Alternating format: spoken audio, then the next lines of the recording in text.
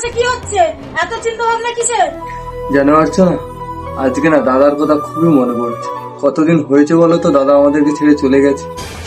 আদিক্ষেতা দেখলে মরে যায়। কেন 7-8 মাস হয়েছে বাড়ির কাজকর্ম ফেলে দিয়ে এসব চিন্তা ভাবনায় বসে আছো? এ কি অর্চনা, তুমি ওভাবে বলছো কেন? ও তো আমার নিজের বড় ভাই। আচ্ছা অর্চনা, বৌদি তো বাবার বাড়ি আছে, কদিন পরে বৌদির বাচ্চা হবে বলতে পারো? ওরে সর্বনাশ, এ তো পর্বত মাথায় করে নিয়ে বসে আছে। কেন আর 1 মাস পরে বাচ্চা হবে? ওর বাবাদের বুঝে নেবে, তোমারও তো চিন্তা কিসে? বাবার বাড়ি বুঝো মানে? ওটা তো আমাদের বাড়ির বাচ্চা। তাছাড়া বৌদির বাচ্চা হলে বৌদির বাচ্চাকে তো এই বাড়িতেই আসবে। হাই রে, কোত্থেকে গোবর্ধন আছে আমার কপালে ছুটেছে। কদিন পরে নিজের বাচ্চা হবে তার কোনো চিন্তা নেই, বৌদির চিন্তায় বসে আছে। যখন বাচ্চা হবে তখন দেখা যাবে, এখন তো নিজের কাজ করো।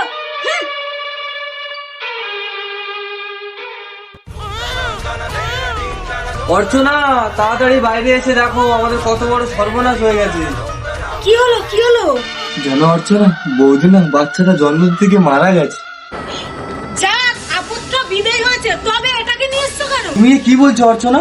এইটুকু বাচ্চাকে আমি কোথায় রেখে দিয়ে আসবো? তাছাড়া এ তো আমাদের বাড়ির বাচ্চা। দেখো অর্চনা, বৌদির না মেয়ে হয়েছে, কত সুন্দর ফুটফুটে হয়েছে, দেখো একবার। ফুটফুটে হোক আর যাই হোক, ওকেও দাদুর বাড়ি রেখে দিয়ে আসো। না অর্চনা, তা কখনো হয় না।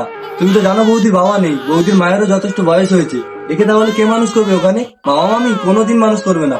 এটা আমার ভাইয়ের মেয়ে, আমি একে মানুষ করবো। আমি জানি তো তুমি কোনোদিন বুঝবে না। আচ্ছা ঠিক আছে, আমার কাছে দাও।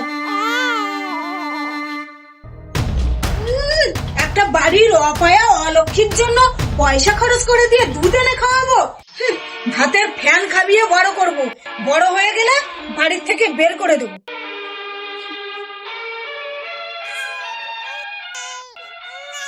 এই চাচাবি না, গোলা টিপে দেবো। যা খাবাচ্ছি সেটা খা।